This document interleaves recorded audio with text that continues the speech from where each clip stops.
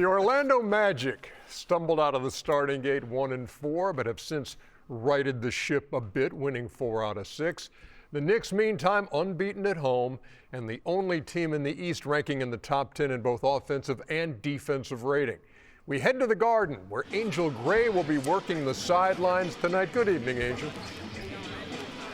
Good evening, Ernie. Good evening, guys. And just to go back to what you were saying about the Knicks, they are just playing fun basketball right now, and it's been on full display how they've done it on both sides of the ball. But starting on the offensive end, they've been able to put things together. Their chemistry has been very good with one another, and coming off of 3 straight games where they scored 130 or more points in 3 consecutive games, that's something you want to tilt your hat to. But they are not pleased with just that aspect of the ball. What I've loved about watching them, and we would be remiss if we didn't mention their efforts on the defensive end. On the other side, Mike Brown has talked about how he has held them accountable on the defensive end to be in the right places at the right time to create extra opportunities on the other side. Points off of turnovers over the last 3 games. They have had 25 or more points in that category. It's been impressive how they've held each other accountable. You can see last season where they were defensively. They have upped the ante in that department. A veteran group that understands what it takes to win is not just on the offensive side. We've seen that on full display.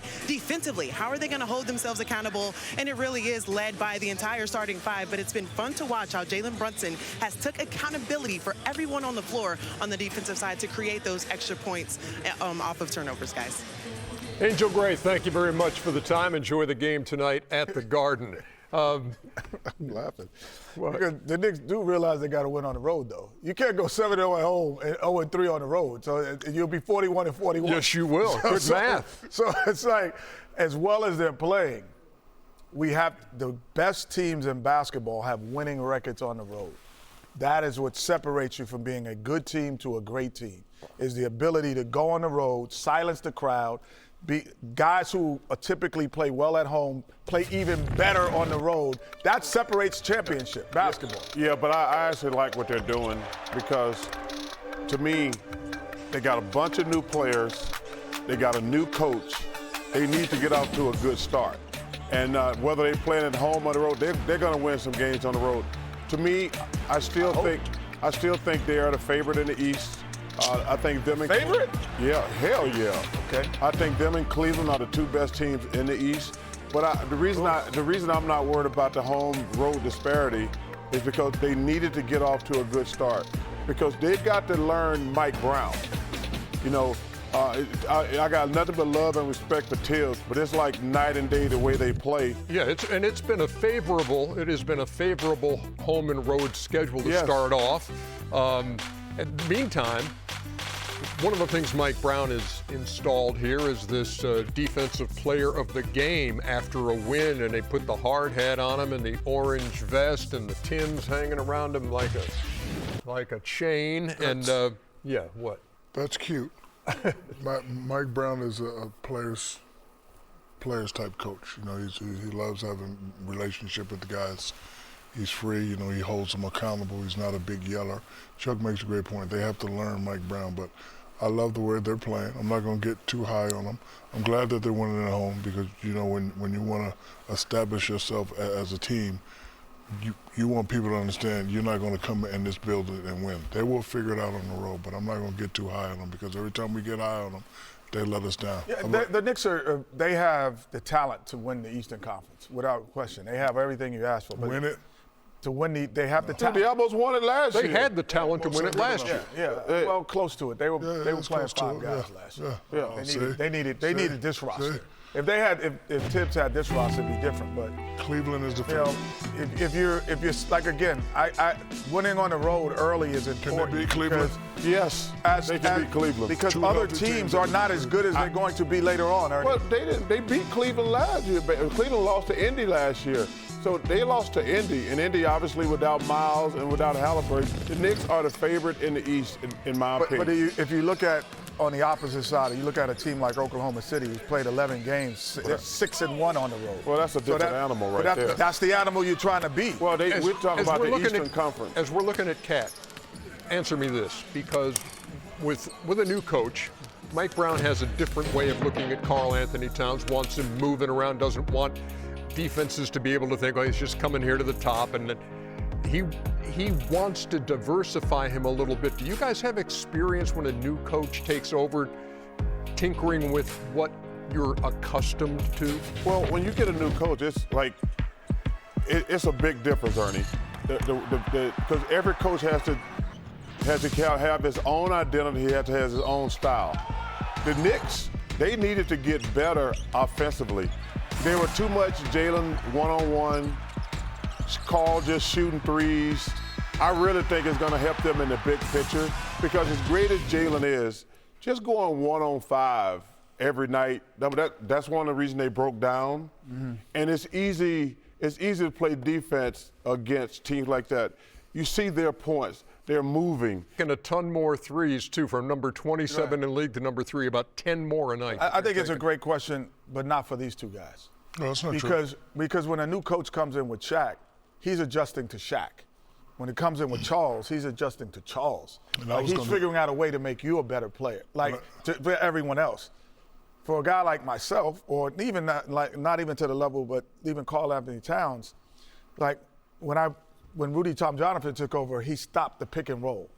Before he got there, I was in pick and roll with Otis Thorpe like 60% of the time. So you get more opportunities and more looks. Now we're like, no, we're going to spread 4 out, 1 in. And the 1 in is Akeem Olajuwon. We won a championship doing that. So now, would I have been happy saying, oh, I could get 17 points a game, but I'm averaging 14 now, 13 with these guys. I'd rather average 13 and win a championship. You have to know that this is going to work. Yeah, but you have to sometimes still have your own personal agenda. Like for a guy like Karl-Anthony Towns, what he was averaging last year, I would expect him to average that. That's 6 points a quarter, Ernie. 6 points a quarter. Like, I don't need you to try to, get 24 in the first quarter. That's 6 points a quarter. He can go inside, he can go outside. So it doesn't matter what the coach is expecting of you. Sometimes you still have to have your own agenda. Yeah, but like me. That's you. I don't think he can demand. He can get 6 points a quarter. But hold on for a second. He can get 6 points a quarter. First of all, coaching is really important. If you go back and look at that Last Dance documentary, what was one of the things that Tex Winter was saying to Michael? Give the ball up more. It'll help you in the long run. I think that's what Mike is trying to do to Big Cat and Brunson. Instead of y'all going 1-on-5 all the time, it's tough to go 1-on-5, no matter how talented you are. But if you go back and look at that Last Dance documentary, Michael said, when they first came to me and says, hey, you're going to be our closer, but give the ball up more earlier in the game. And that's going to open your game. Yeah, I mean, the triangle offense was great, but at the end of the day, at the end of the triangle, Michael had the ball in his hand. But it makes your life easier. 10 years out of 13 years, so. Because let me tell you something. Because listen, when you don't have Michael Jordan, that triangle's a square. Or a straight line. Oh, just a straight line. On the Orlando side, obviously the major addition to the Magic was Desmond Bane, and you got to wonder if a guy who has struggled in his early Orlando career, maybe it'll be a jump start what happened the other night. Oh, shot at the buzzer. Man, this was a hell of a shot. Wins the game at the horn. And Ernie, this was just a lucky shot, because my biggest criticism of the Magic, and you kind of disagree with me last year about how good they are defensively. I think they play way too slow.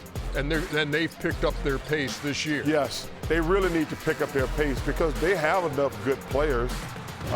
You can't just have guys standing around just shooting threes. That just doesn't work. I think if they played at a much faster pace, I think it would have helped them. It would definitely help Paolo. I really do. You're saying they're picking it up. I would like to see them play even faster. Yeah, they've gone from last to middle of the pack, number 14. And listen, when you got that many young players, you should still be playing fast. And you always hear the term, the it factor in sports, whatever the it factor may be. They had that it factor, then, they kind of lost it when the guys were injured.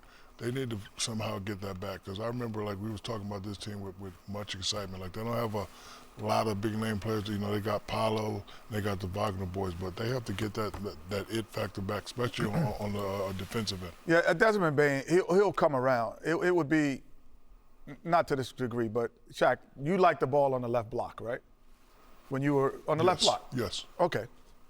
If I said we're going to run every play now that you're on the right block, it would be an adjustment period. You would still be able to score, but it would be an adjustment period. Desmond Bane is shooting, I think, 28% from three. He's on a different side of the floor now. He's just going to get used to getting shots from those areas of the floor, and he'll be a better shooter, he'll be a better player, and then his defensive impact is still measurable. Wanna try to boast at what I look like. Keep them going, try to wear, I pull up long range. Jimmy with the heat, I'm on fire. It's NBA over here, feeling fun.